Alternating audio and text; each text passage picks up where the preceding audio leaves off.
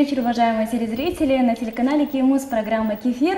И с вами я, ведущая данной программы Айджамал Усмонова. Мы будем с вами в течение целого часа до 20:30. И в течение этого времени вы можете до нас дозвониться, присоединиться к нам, так как тема действительно очень интересная. И я думаю, что всем вам будет весьма полезно задать свои вопросы о пластической хирургии. Ведь действительно это направление в медицине сейчас развивается очень активно, особенно в Кыргызстане, и спрос на данный метод хирургического вмешательства увеличивается с каждым днем. С этим невозможно поспорить, так как по объявлениям, по различным отзывам в интернете уже можно понять, что действительно имеет место быть популярность данной хирургии. 56 46 85, телефон прямого эфира, дозванивайтесь до нас. У нас сегодня в гостях профессионал своего дела, пластический хирург Ачкимбаев Эскен Каримович. Дозванивайте до нас. А также не могу не упомянуть, что теперь мы доступны посредством WhatsApp и СМС-сообщений. У нас появился контактный номер 0706 97 50 05. Мы будем принимать ваши сообщения и вопросы эксперту сегодняшней темы. Сейчас мы поздороваемся с нашим гостем и начнем нашу беседу. Эскен Каримович, добрый вечер. Добрый вечер. Очень приятно, что вы вновь пришли к нам поговорить на эту извечную тему уже. Давайте поговорим подробно о вашей деятельности. Сколько лет вы работаете пластическим хирургом? Пластическим хирургом я работаю уже 13 лет, но удивительно другое совпадение. Вы пригласили меня сегодня на эфир. Сегодня 9 сентября, Всемирный день красоты. И получилось такое красивое совпадение. В День красоты передача, посвященная пластической хирургии, эстетической хирургии. Не случайность и не случайно. Мы действительно, приурочив к этому Дню красоты, решили сделать такой эфир, так как вы действительно являетесь одним из родоначальников эстетической такой сферы пластической в Кыргызстане. Вообще интересно узнать, когда вы пришли в сферу эстетической хирургии и что вас туда привело. Ну, изначально я работал микрохирургом в течение 8 лет и далее переквалифицировался в эстетическую хирургию, прошел специализации в Москве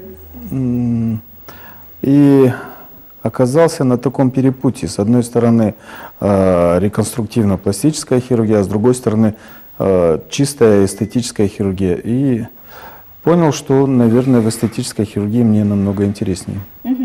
Эскен Каримович, как мы видим, действительно в Кыргызстане сейчас все больше спроса на подобного рода операции. Как вы думаете, в связи с чем именно в последние годы так активно развивается пластика? Ну, сейчас вот происходит в мире, скажу так, как назвать, урбанизация, нет.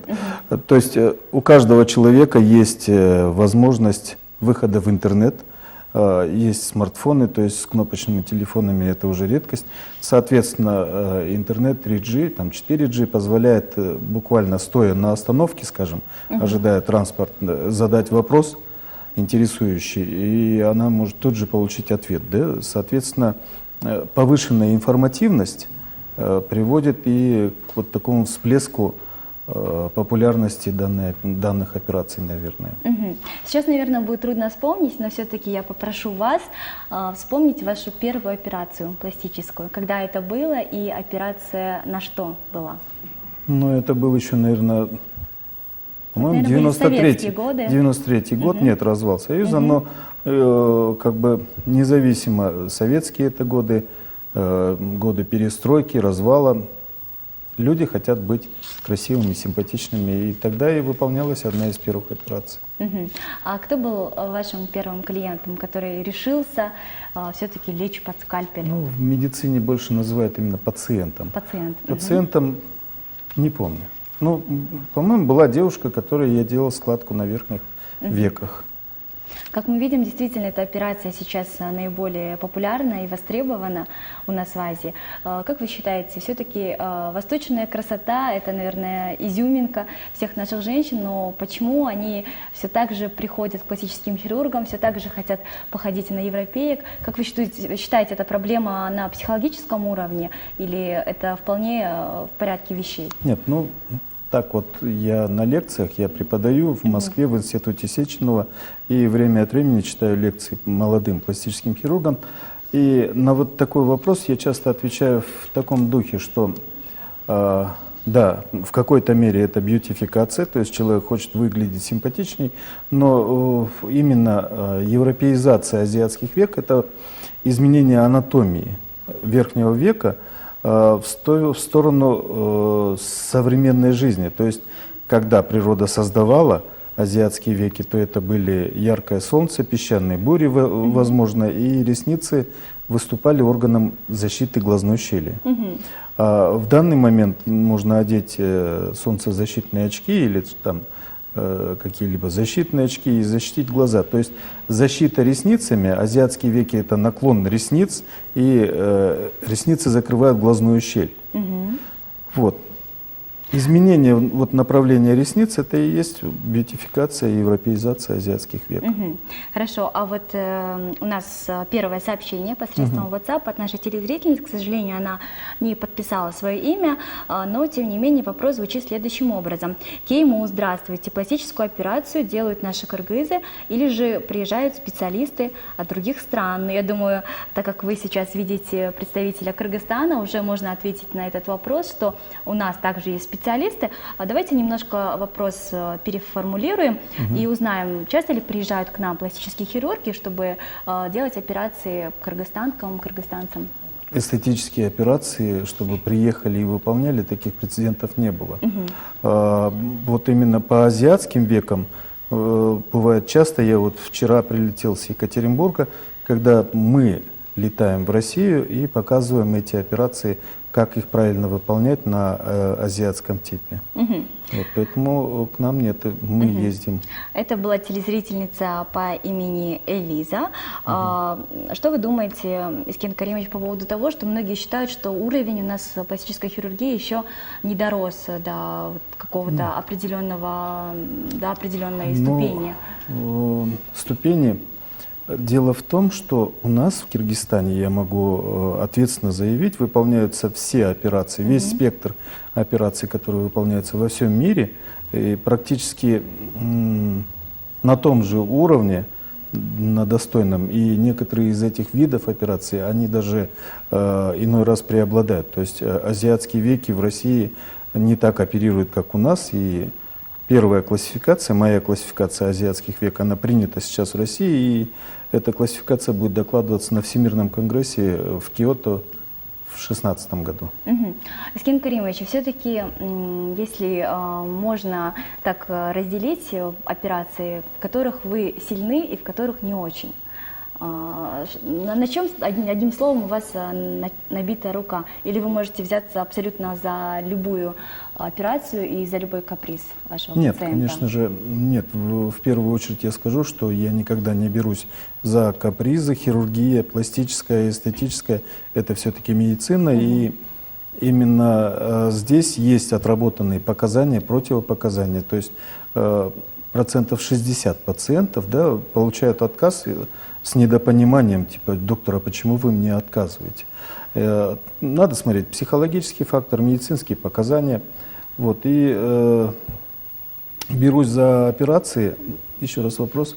За какие операции вы берете чаще всего? Самые частые операции в моей практике – это азиатские веки. Вот, это самые частые операции во всей Средней Азии. Не только в Средней Азии, еще и вообще на Востоке. А следом уже идут другие пластические операции. Хорошо, я думаю, мы об этом более подробно поговорим чуть позже. А вы можете к нам присоединиться, уважаемые телезрители, по номеру прямого эфира 56 46 85. А также мы принимаем ваши сообщения через социальную сеть WhatsApp 0706 97 50 05. Наш номер. Отправляйте свои сообщения и вопросы. У нас сегодня в гостях пластический хирург Искен Каримович Качкимбаев. Поэтому будем всех вас нетерпением ждать. Вскоре у нас в студии появится девушка, которая решилась самостоятельно отправиться под нож и сделала операцию на веки. Оставайтесь вместе с нами, будет очень интересно. А пока я предлагаю прерваться на нашу рубрику «Вопрос», в которой мы узнаем, что же думают горожане относительно эстетической хирургии.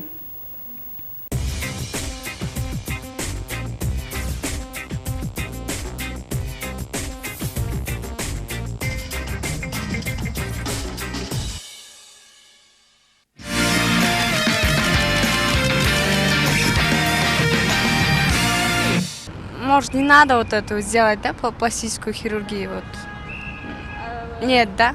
Положительно, скорее, чем отрицательно. Я даже не знаю. Но это дело каждого, наверное. Ага. Нет разницы. А вам хотелось бы в себе что-нибудь изменить? Нет. Я думаю, не стоит изменять свою внешность как-то. Нужно быть довольным собой. Ну, не знаю, зачем что-то менять? Не думаю. Не хочу, чтобы у меня лицо резали или как.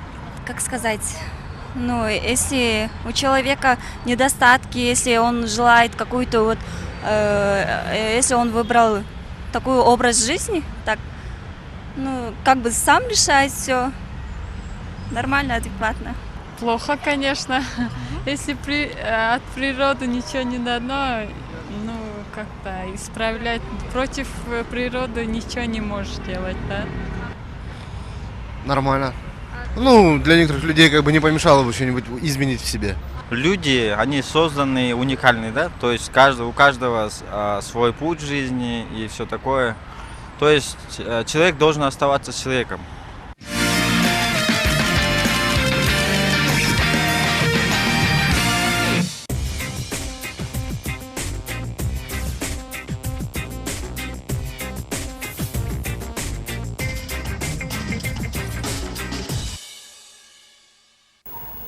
Красота спасет мир. Есть такое утверждение, которое уже прочно въелось в сознание многих людей. Я думаю, что с этим действительно никто не поспорит. Чего только не делают ради красоты люди всего мира. Да что уж говорить, сколько войн порождалось из-за красоты женщин. Мы сегодня говорим на тему пластической хирургии, обсуждаем все за и против с нашими гостями. И у нас в гостях Искен Каримович Качкимбаев, напомню, это пластический хирург с достаточным количеством опыта за спиной. Также к нам присоединилась сейчас еще одна гостья, Нураим Омурзакова. Это девушка, та смелая девушка, которая сегодня решилась посетить наш эфир и рассказать нам о том, как она сделала операцию. Добрый вечер, Нураим. Очень рада тебя видеть. И напомню, номер прямого эфира 56 46 85, а номер нашего WhatsApp 0706 97 50 05. Пишите нам сообщения, задавайте свои вопросы. Нураим, как твое настроение? Замечательно. Действительно очень приятно, что есть смелые люди, которые готовы рассказывать о своих таких вот решениях отважных. Вообще, давай более подробно о том, какую операцию ты сделала, как давно и как ты решилась на этот серьезный шаг. Ну, начну с того, что я делала весной, 4 марта. Ну, там, как я поняла, есть разновидность, есть с эпикантусом вылез, это все такое, в общем, ну, мне сделали самую простую, и мне сделали естественно, как бы, по моим векам просто, вот. Это был очень серьезный шаг, я очень долго искала доктора, хорошего хирурга, вот, ходила на разные консультации, извините, я очень волнуюсь, вот, и вот однажды, я даже было дело, когда я уже все отказалась, думаю, нет, я уже не буду ничего в себе менять, вот, но потом так получилось, что, да, вот попала на консультацию к одному врачу, и мне все понравилось, и что я вообще потом, я никому не говорила, и я решила сама, сказала, все, записывайте меня на операцию. Нураим, мы до твоего прихода с Искеном Каримовичем обсуждали, что многих людей Искен Каримович просто отговаривает от подобных операций. Расскажи, пожалуйста, когда ты пришла к врачу, что он тебе сказал? Пытался ли он тебя отговорить или наоборот уговорить? Нет, ну не знаю, он сказал, что у меня и так красивые глаза, но я думаю, так все врачи говорят. Вот, ну я просто показала ему фотографию, ну какие глаза я хотела бы, и он сказал, нет, тебе так не подойдет, давай лучше сделаем так, как вот по твоим естественным, ну, линиям, я не знаю, как объяснить это, да, вот, сделаем так. Я сначала была против, как бы, но я не хотела так, я не могла себя представить, что, ну, как это все будет, вот, но потом я все-таки положилась на него, согласилась, сказала, хорошо, делайте, как вы думаете, как вы считаете, вот, и, ну, результат пока мне нравится. Ну, ты прекрасно выглядишь, даже не скажешь, что была применена хирургия, и расскажи, пожалуйста, про ощущения свои во время операции, было ли это болезненно? Ну, болезненно. Ну, как бы я советовалась до этого с девочками, которые уже прошли этот путь. И меня предупредили заранее то, что самое болезненное – это укол, ну, как бы анестезия. И действительно так оказалось, вот. И, ну, болела как бы только минуту максимум. Вот. А сколько времени прошло со дня операции? Времени на данный момент, ну, месяца 4. Может быть, 5. Ну, можно сказать, что относительно недавно. Да, получается. А Искин Каримович, вот во время самой операции, скажите, пожалуйста, во-первых, меня интересует вопрос, сколько времени идет операция, во-вторых, какие еще виды операций именно азиатской складки бывают, и люди каких возрастов к вам чаще всего обращаются? Ну, обращаются, начиная от 18 лет и заканчивая. Самая пожилая пациентка у меня была 79 лет. Вот. Но азиатские веки это самое распространенное, буквально ежедневное, в день бывает от 1 до 3, до 4 операций, да, у меня. И длится она 40 минут, иногда меньше, иногда чуть больше. Обезболивается, на самом деле, вот правильно сказали, в течение минуты. Но самый главный принцип, который я вот объясняю молодым хирургам, что нужно делать ни в коем случае не под наркозом. Когда человек спит, ты его не сможешь попросить открыть-закрыть глаза, а во время операции нужно обязательно смотреть на разворот ресниц, поэтому делается под местной анестезией. Но многие пациенты мне говорят, что это проще, чем полечить зубы. То есть сделали укол, и пациент практически ничего не чувствует до конца операции. Единственное, потом, конечно же, это все отекает, и нужно успокаивать пациента, настраивать на то, что будет отек, деформация какой-то период времени. Но потом они, как бутон, превращаются в цветок, расцветают, ну и потом становится вот такой счастливый взгляд. А вообще в целом, сколько времени проходит реабилитационное? Реабилитационный период в среднем от, скажем, 10 дней до месяца могут держаться отеки. Дальше месяца уже не должны быть отеки, то есть уже должно все выровняться. На 6-е сутки мои пациенты могут накладывать макияж. А вообще есть какие-то противопоказания, что люди с определенными, скажем, глазными заболеваниями, с плохим зрением не могут приходить или что-то подобное? Обязательное исследование перед операцией – это состояние зрения на данный момент, это заключение врача-офтальмолога, вот, анализ крови, свертываемость крови. Это все должно быть обязательно в амбулаторной карте больного. А если у человека зрение, ну так получилось, что по наследству не очень высоких показателей, имеет ли этот человек возможность сделать операцию на веки? Дело в том, что вот сейчас в медцентре медакадемии у меня работают 2 пластических хирурга, уже мои ученики. Это Дмитрий Прокофьев, Маша. И мы сейчас выполняем научную работу, исследование. То есть азиатские веки с некоторым минусом. Эта операция, я доказываю, что она даже улучшает зрение, потому что увеличивается угол обзора, то есть вот эта нависающая кожа, мешающие ресницы, они поднимаются вверх, и, соответственно, человек лучше видит через некоторое время. То есть сказать, что эта операция может повлиять пагубно на зрение, нельзя. Ну, Раим, вот с момента, скажем, уже заживления твоих ран, с того момента, когда ты уже начала выходить на улицу, встречаться с людьми, общаться с друзьями, насколько изменилась твоя жизнь? Ну, мне кажется, кардинально изменилась. А в каком плане? Ну, во-первых, я себя начала любить. Ну, как бы я себя и раньше любила, но сейчас как бы полностью довольна собой. Вот, я всегда хотела такие глаза. Ну, Раим, я знаю, что многие девушки, скажем, твои же сверстницы, которые сделали подобные операции, они стараются скрывать этот факт каким-то образом, пытаются побольше макияжа наносить, очки носить и так далее и тому подобное. Но, следя за твоей инстаграм-страницей, я вижу, что ты об этом нисколечки не скрываешь, мало того, даешь советы другим девушкам. В связи с чем? Вот не было такой мысли, что тебя будут осуждать, критиковать, сплетни какие-то пускать о тебе? Ну, как бы у меня были подруги, которые делали, и вот у них тоже осуждения были, им тоже в инстаграме писали там гадость. Ну и меня тоже это не обошло стороной, конечно. Были люди, которые негативно отзывались об этом, но я как-то не обращаю внимания. Главное, мне нравится и моим близким. Всё. Самое главное, что ты чувствуешь Да. себя счастливой и Да. красивой. Действительно. 56 46 85, телефон прямого эфира. У нас сегодня эфир, посвященный теме эстетики и красоты, а именно про пластическую хирургию мы сегодня говорим, и ведь не зря, так как сегодня Международный день красоты. Я думаю, что это весьма символичная тема для Кыргызстана. Если вы не обладаете какими-то природными внешними данными, сегодня пластическая хирургия позволяет изменить себя в ту сторону, в которую вы хотите себя изменить. Я напомню, что у нас появился номер WhatsApp, через который вы можете также слать нам сообщение 0706 97 50 05. Успейте записать.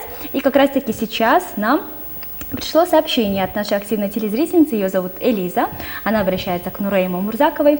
Нураим, здравствуйте. А к этому образу вы сами решились или кто-то из знакомых посоветовал? А родители как на пластическую операцию посмотрели? Проконсультируйте девочек о красоте, просит Элиза. Здравствуйте, Элиза. Мои родители были против, сразу скажу. Ну, в основном это была мама как бы против, потому что у нее свои глаза очень красивые, и мне они не достались почему-то. И как бы ей не понять того, что у меня было на душе. Вот, она была против долго, но потом я ее как-то взяла, вот, своим напором задавила, можно сказать. И, ну, она как бы сказала, ну хорошо, хочешь, делай. Вот. Но еще же, опять же повторюсь, как бы, когда я решилась на операцию, никто не знал об этом. Я вот тоже сама спонтанно как-то решилась. Поэтому все свои за и против они мне высказывали уже потом, после операции. Ну, самое главное, что сейчас ты сияешь, радуешься и открыто об этом нам рассказываешь. Действительно, это очень приятно, что ты решила сегодня прийти к нам на эфир. И Искен Каримович, сейчас вот также продолжаем тему азиатских век. Как мы поняли, это сейчас очень актуально в Кыргызстане. Есть различные виды, методы увеличения век. Кто-то использует специальные палочки, какие-то клеи, кто-то клеит ресницы, кто-то нити какие-то использует, также обращаясь к хирургам. Расскажите, пожалуйста, насколько эффективны именно эти методы? Ну, клеить это до поры до времени, как бы, как говорят большинство пациентов, мне надоело там в 2 дня 1 раз мазать специальный клей корейский, наклейки каждый день подклеивать и закрашивать эти наклейки макияжем. Тоже многие говорят, мы не хотим краситься. И уже надоело клеить вот эти всякие приспособления. Я хочу сделать 1 раз и навсегда, чтобы у меня появилась эта складка. Но не в этой складке самое главное. Главное в том, что оголяются ресницы, и их видно, как вот у пациентки от корней. В азиатских веках половины ресниц не видно. И вот тогда приходится наращивать ресницы и увеличивать, чтобы был такой вот веселый, интересный взгляд. Искен Каримович, человек, который уже 1 раз сел, лег под нож, уже, можно сказать, ничего не боится. А бывают ли у вас такие пациенты, которые обретают зависимость после первой операции и после, скажем, прооперированных глаз, они хотят изменить какие-то части тела, стать худее, обрести пышные формы и так далее и тому подобное? Ну, такие случаи бывают, конечно, в практике, но нету зависимости в медицине. Есть осознание радикальности. То есть, ну, скажем, молодая девушка изменила веки, это одно, но когда приходит пожилой человек, да, и вот нависшую кожу верхних век удаляет, он понимает, что 3 года он мазал какой-то омолаживающий крем, а тут в течение 30 дней освежился взгляд, да? Ну и, соответственно, тогда эта же женщина, этот пациент может прийти и обратиться по поводу уже нижних век. Эти морщины, понимая, что хирургия все-таки это радикально. Убрали морщины, срезали лишнюю кожу, ушили. Ну, получается, что, видя радикализм ситуации, они обращаются. Ну, мы поговорили уже про молодых девушек, которые чаще всего обращаются к вам за европеизацией век. А сейчас хочется поговорить про сильную половину нашей страны, Кыргызстана. И я понимаю, что все-таки среди девушек пластика более популярна, но обращаются ли к вам мужчины? Я так подозреваю, что весьма редко. По поводу век. По поводу век или по поводу других видов операций? По поводу век тоже обращаются, то есть есть был парень, который говорит, я сам киргиз, но мне вот кличка кореец уже надоела из-за глаз. Но это редко, конечно. Я мужчинам объясняю, что вот эта складка это не важная в жизни. И стоит ли делать, конечно же, беседа проводится. Но другие операции достаточно часто там оттопыренные уши, сломанные носы или же какой-либо посттравматический рубец на лице, который уродует. Ну, по поводу этого обращаются достаточно часто. Но не так часто, конечно, как женщины. Мужчины составляют от общего объема до 10%. Айскин Каримович, нам пришло сообщение. Пишет нам наша телезрительница, зовут ее Фироза. И она обращается с такой просьбой. Она говорит, что я весьма довольна своей внешностью, но я по национальности грузинка. Я понимаю, что это особенность моей национальности, наши выдающиеся носы, но у меня есть желание все-таки изменить форму и сделать его более прямым. Да, это надо прийти в первую очередь на консультацию. Очень сложно отвечать так виртуально, не видя пациента.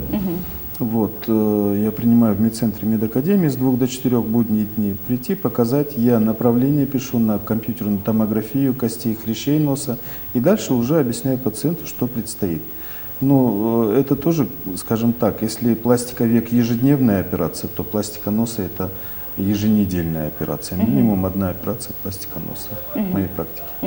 Очень интересно. Я напомню, что тема сегодняшнего эфира – пластическая хирургия. Обсуждаем все за и против. Вы также можете к нам присоединиться по номеру 56 46 85, а также написать нам по WhatsApp 0706 97 50 05. Также по этому номеру мы принимаем ваши смс-сообщения. У нас сегодня пластический хирург Айскин Каримович, а также девушка Нурейма Мурзакова, которая сделала операцию на веки в гостях. Поэтому все свои вопросы, которые у вас скопились, и вам не терпится их задать, сегодня можно озвучить в рамках нашего прямого эфира. Сейчас я предлагаю просмотреть нашу рубрику «Кей-фото», в которой мы сможем лицезреть те операции, которые были сделаны голливудскими звездами и прошли не так удачно, как хотелось бы. Сейчас вашему вниманию рубрика «Кей-фото».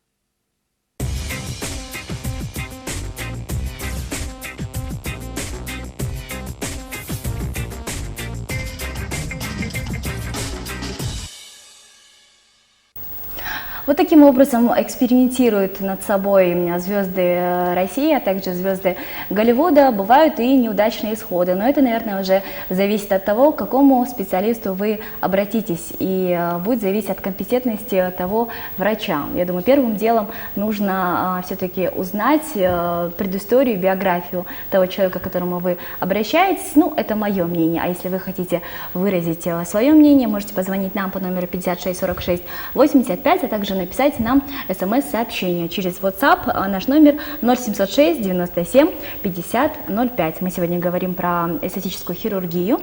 У нас сегодня в гостях Айскин Каримович Качкимбаев и Нурейма Мурзакова, да, смелая, активная, красивая девушка, которая сегодня присутствует в нашем эфире и рассказывает про свою пластическую операцию.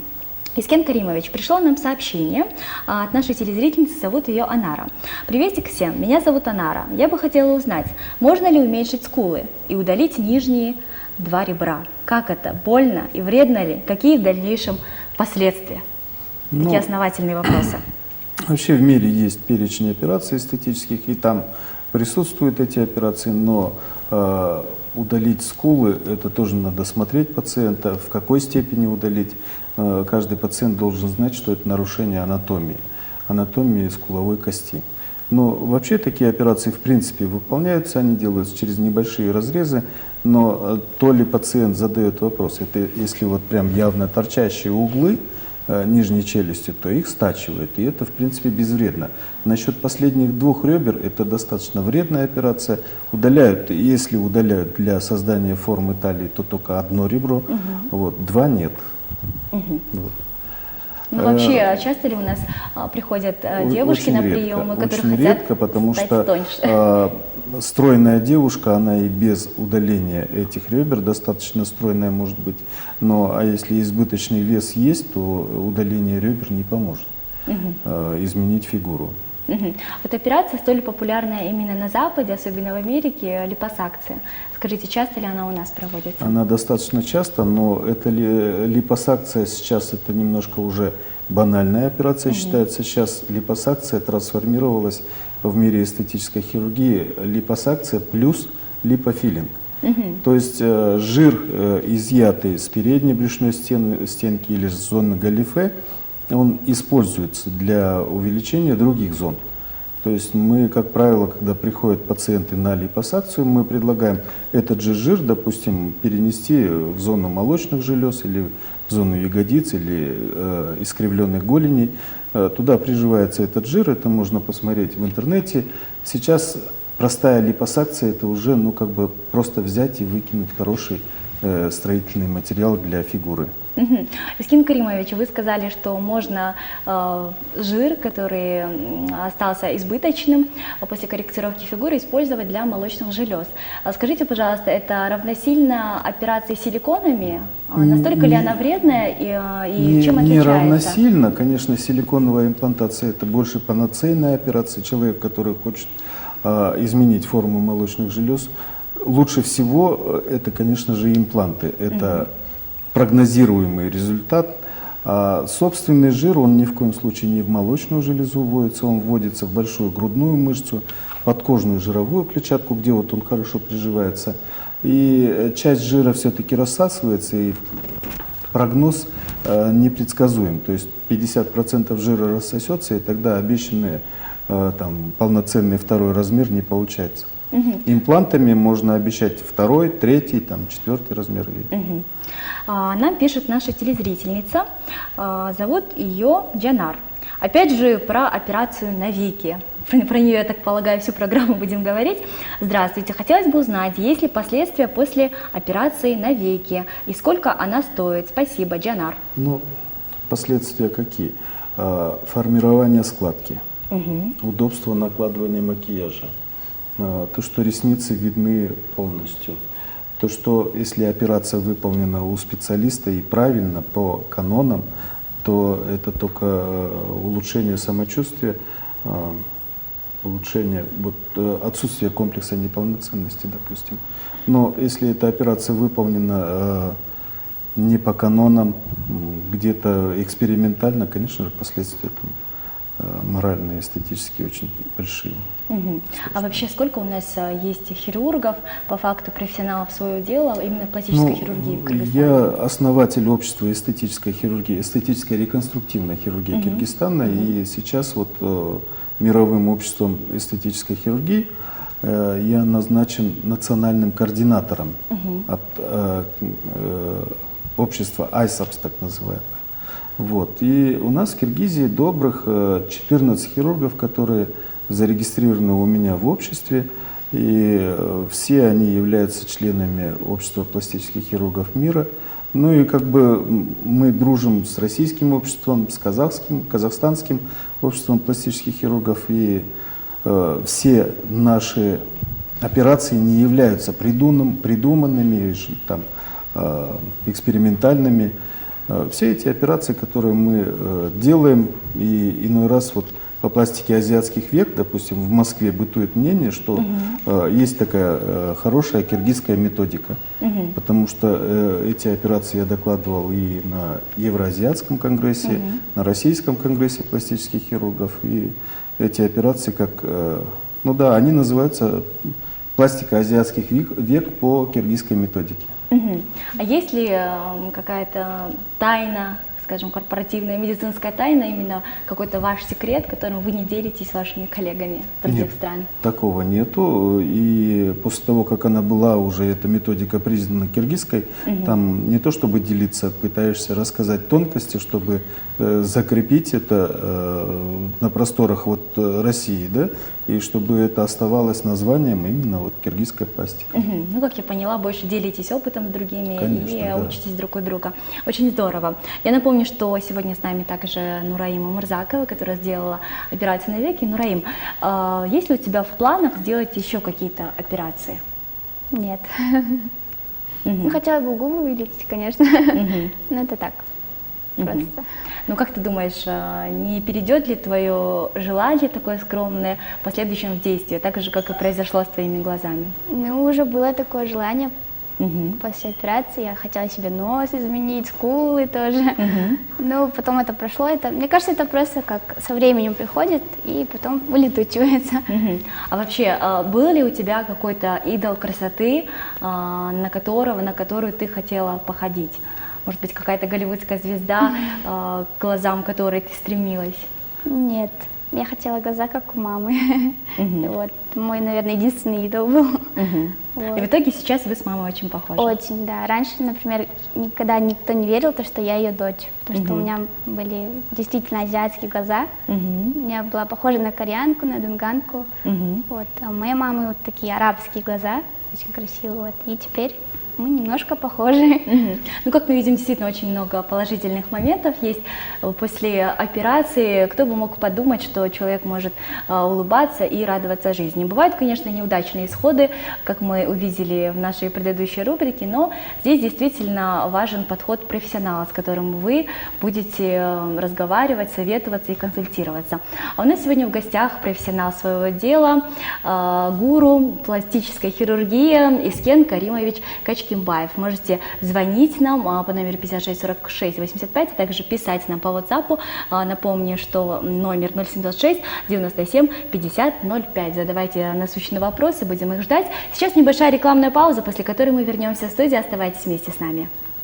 Кто бы мог подумать, дорогие друзья, оказалось, что пластическая хирургия, конечно же, не имея названия как такового, существовала еще до нашей эры. Оказывается, еще в 80-м году до нашей эры в Индии проводили операцию на исправление формы носа. Вот такая вот справочка к вашему сведению. Пластическая хирургия – тема нашего сегодняшнего эфира. Присоединяйтесь к нам по номеру 56 46 85, а также звоните по номеру 0706 97 50 05. А сейчас наша телезрительница задает вопрос Искену Каримовичу о том, сколько в день вы делаете операций, и бывает ли такое, что одна операция прошла успешно, одна неуспешно, или чтобы абсолютно все прошли успешно?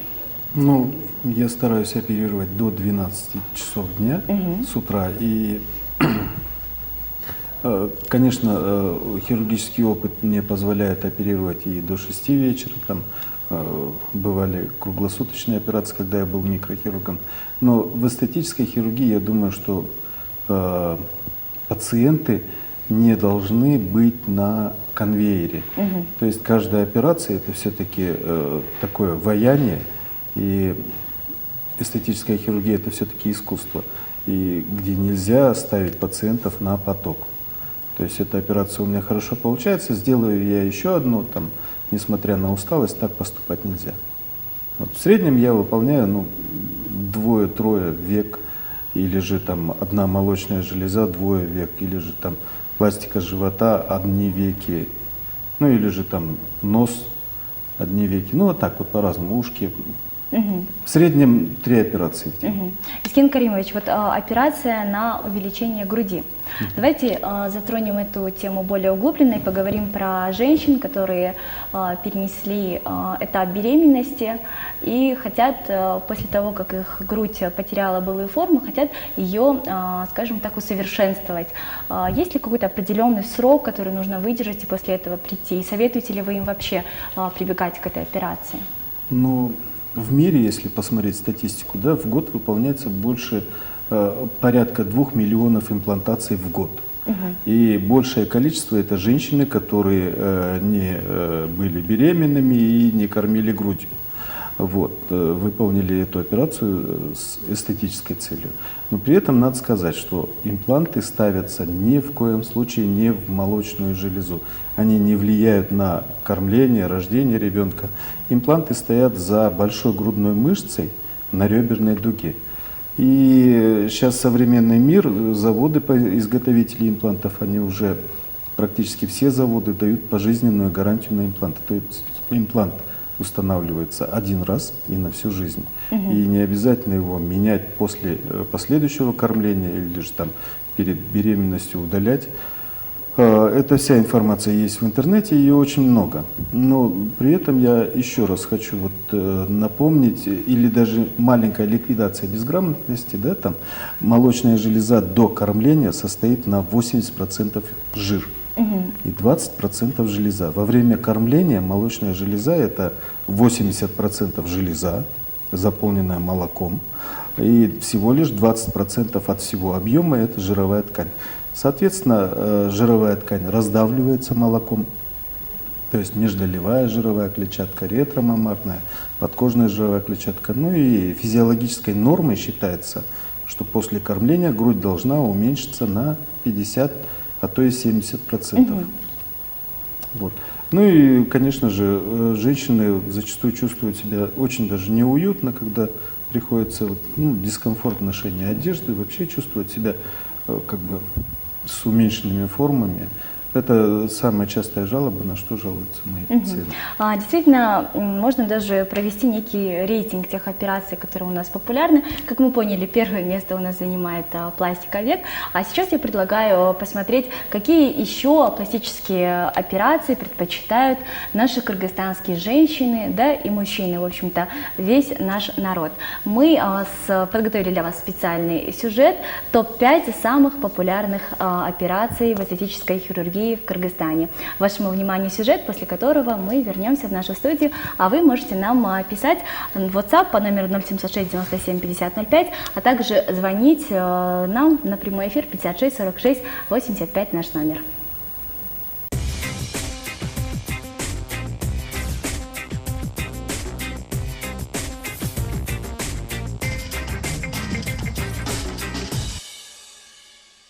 Пластическая хирургия, с одной стороны, вызывает у людей страх и недоумение, а с другой – чувство надежды и восторг. Сегодня это направление в медицине пользуется небывалым спросом.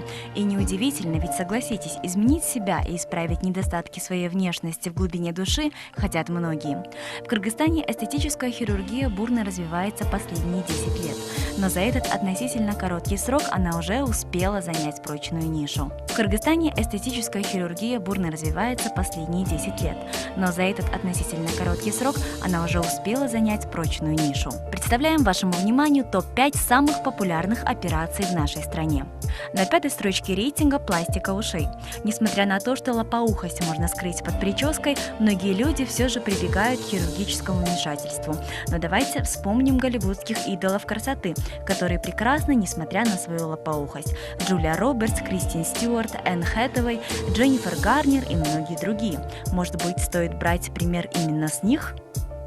На 4-м месте пластика носа. Подстраиваясь под общепринятые стандарты, многие стремятся быть похожими на своих кумиров. Аккуратный нос – признак нежности и утонченности. Но вспомните выдающийся нос поэтессы Анны Ахматовой, которого она вовсе не стеснялась, а с гордостью демонстрировала на всех портретах. Топ-3 возглавляет операция по увеличению груди. Памела Андерсон, Кармен Электра, Марайя Керри – это лишь малая часть тех женщин, которые проложили себе дорогу к известности своими неестественными формами. Что ж, в этом деле, как говорится, главное чувство меры. С силиконом шутки плохи. На второй позиции, как это ни удивительно, операция по омолаживанию век. Можно оставаться юным в душе, но глаза не обманут. Нависшие веки старят и создают эффект усталости. Поэтому эта процедура столь популярна среди женщин преклонного возраста. Хедлайнером пятерки самых востребованных операций в Кыргызстане становится блефаропластика. Невзирая на природное изящество раскосых глаз, многие азиатки в нашей стране стремятся к европейским стандартам красоты. Грезящих мечтой о больших глазах с глубокими складками несметное количество. Давайте вспомним неприятный случай, когда обманутый муж подал в суд на жену из-за некрасивых детей. Сначала супруг подозревал свою избранницу в измене, но позже выяснилось, что женщина действительно обманула благоверного. Правда, ложь была иного рода. Мужчина был шокирован, когда увидел фотографию суженой до многочисленных операций. Тогда и стало ясно, в кого пошли дети. Муж сразу же подал на развод, а затем и в суд за моральный ущерб.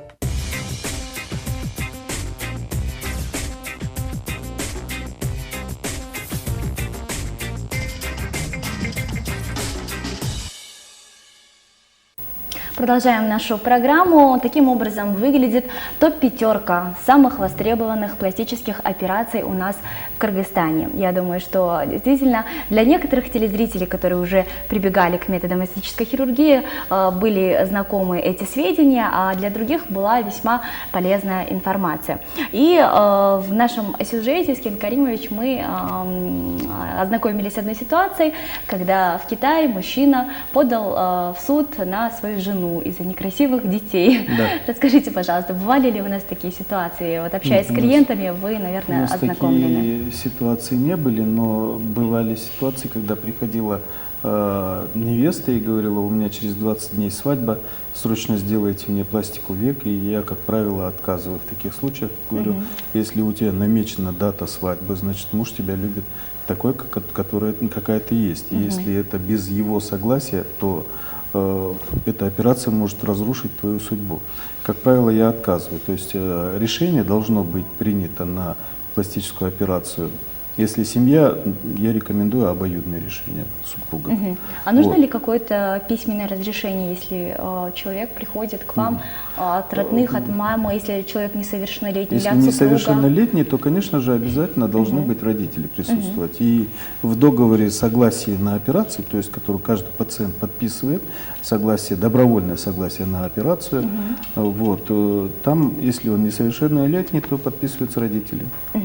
Нам пришло еще одно сообщение посредством WhatsApp, напомню, номер 0706 97 50 05, а можете также дозвониться нам 56 46 85, это наш номер прямого эфира, если ваше сообщение не прочтено в нашем эфире.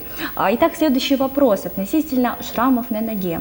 Наша телезрительница спрашивает, можно ли избавиться от шрамов на ноге? Ну, возможно. То есть я не могу говорить однозначно, пока не увижу хотя бы фотографию. То есть бывает, что пациенты со мной общаются также посредством WhatsApp, присылают свои фотографии на мой номер, его легко найти в интернете. И увидев фотографию, я уже могу сказать, как можно избавиться от этого шрама, или же это неизгладимая рубцовая ткань. Ну, надо смотреть. Скажем, если это будут следы от ожога, и 80-50% тела именно кожи повреждено. Вообще, возможно ли в этой ситуации спасти? Ну, сейчас очень много кожу? Различных косметологических методик, уже мы переходим к косметологии. Есть лазерная терапия, то есть обрабатывать рубцы лазером, специальными гормонами. Можно рубцы полностью не исчезают, но их можно так называемо оптимизировать, сделать менее заметными. Ну, вообще такие просьбы бывают, да? Обращаются к вам? Бывают, но не с такими большими рубцами, 80% не бывает такого. Бывает небольшой рубец, который хотят избавиться от него, и тогда либо лазеротерапия, либо гормонотерапия, уколы в эти рубцы. дермабразия, шлифовка, это все может немножко оптимизировать лицо. Хорошо. Нам в WhatsApp пришло следующее сообщение нашей сегодняшней гости Нуры Умурзаковой, которая, напомню, относительно недавно, 4 месяца назад, сделала операцию на веки. Сегодня нам рассказывает о своих впечатлениях и о том, насколько изменилась ее жизнь. Нураим, здравствуйте, меня зовут Айнура. Расскажите, пожалуйста, связано ли это как-то с вашей личной жизнью, что вы решились на эту операцию? И сейчас, после того, как вы стали еще красивее, еще привлекательнее, обращают ли на вас больше внимания молодые люди? Такой вот вопрос. Так как у нашей телезрительницы у самой, как оказалось, есть проблемы в личной жизни, она считает, что эта операция может ей помочь. Давай ей дадим советы. Нет, я это делаю исключительно для самой себя. И я не думаю, что не стоит делать операцию, чтобы просто понравиться противоположному полу. Я считаю, что это глупо. Наша телезрительница добавляет, что есть молодой человек, который ей очень сильно нравится, и ради него ей хотелось бы увеличить глаза, а также увеличить форму и размер груди. Искен Каримович, как вы считаете, нужно ли подвергать себя таким рискам ради Я молодого часто говорю человека? своим пациентам, что каждый человек, он хозяин своей единственной внешности, данной вот на этот период жизни, который он проживает на этом свете. И практически каждый пациент является в какой-то мере экспериментатором. То есть пойду-ка я к этому доктору и попробую сделать вот это. Вот так нельзя поступать. Нужно нужно изучить, во-первых, сам вопрос. Нужно знать о данной операции все плюсы и минусы. Потом нужно выбрать хирурга. То есть должна наладиться такая взаимосвязь, взаимодоверие.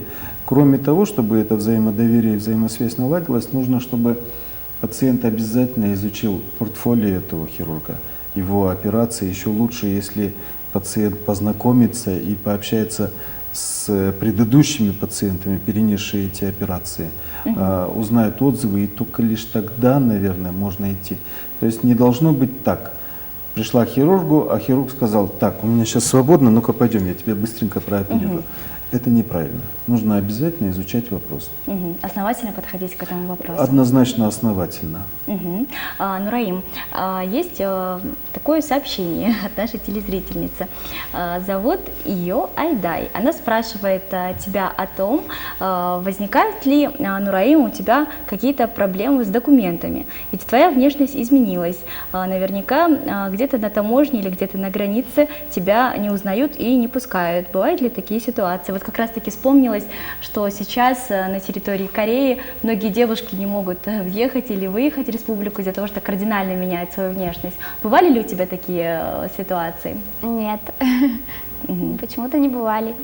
Я не думаю, что я прям очень кардинально изменила свою внешность. Но свои документы и фотографии на них ты не меняла? Нет, еще нет. Но меня узнают мои бывшие одноклассники, это радует. Хорошо. Сейчас наше время, к сожалению, уже подходит к концу, к завершению. И хочется услышать от тебя, Нураим, полезные советы тем девушкам, которые хотят все-таки решиться на этот шаг, сделать пластическую операцию на ту или иную часть тела, на глаза, на нос или еще на что-то, неважно. Это действительно на психологическом уровне очень трудно, ты это перенесла. И давай дадим какие-то советы и, может быть, пожелания выскажем. Главное не бояться. Если есть желание, то почему бы и нет? Человек всегда должен развиваться и в лучшую сторону, мне кажется. Если есть желание, почему бы не изменить в себе что-то? И главное не бояться, вот. И никого не слушать, здесь будут отговаривать. Главное вот слушать себя. Спасибо большое, Нураим. И Искен Каримович, вам также выражаю благодарность за то, что в очередной раз ответили на все накопившиеся вопросы наших телезрителей, а также мои на тему пластической хирургии. Сейчас давайте скажем то, что не было сказано, то, что должно быть услышано нашими телезрителями. Ну, я хочу в первую очередь передать привет большой армии пациентов, которых я прооперировал здесь, в Киргизстане. Вот. Большой привет.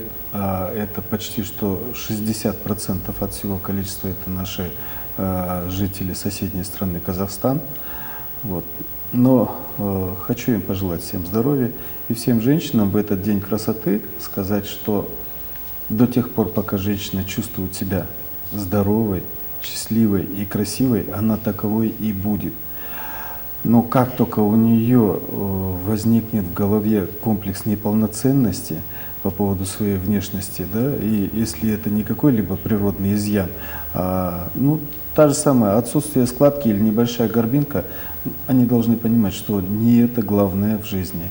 Возможно, вот как у Нураим, складка на верхнем веке, красивые ресницы, они придают уверенность, но при этом женщины все, которые собираются сделать пластические операции, они должны понимать, что в определенной степени они рискуют. И счастливая женщина, она всегда красивая. Я хочу пожелать им всем счастья. Спасибо большое. Я думаю, нам с Нураимом и не только очень приятно слышать эти слова от вас, Искин Каримович. И действительно складывается такое впечатление зачастую у обывателей, что пластический хирург буквально навязывает операции. Вы, как мы видим, имеете определенно другой подход, и выражаю вам благодарность за это. Надеюсь, что сегодня те люди, которые хотели решиться сделать операцию, сделали для себя определенные выводы, пойдете ли вы или не пойдете на этот серьезный шаг, решать вам, но тем не менее мы пожелаем вам, самое главное, оставаться красивыми в душе. Ведь сегодня действительно очень важный и прекрасный праздник. Это праздник красоты. Поэтому не забудьте поздравить с ним своих родных, близких и всех своих друзей. Мы с вами прощаемся. Говорили мы на тему пластической хирургии. Если у вас будут предложения по темам эфира, вы всегда можете с нами связаться по номеру 0706 97 50 05. Также можете позвонить нам по номеру 56 46 85. Мы будем рады любым сообщениям, любым предложениям с вашей стороны. Я с вами прощаюсь. Меня зовут Аджамал Осмонова. Увидимся с вами вновь завтра на телеканале Киимуз в рамках программы «Кефир» с 19:30 по 20:30. Оставайтесь вместе с нами. До скорых встреч.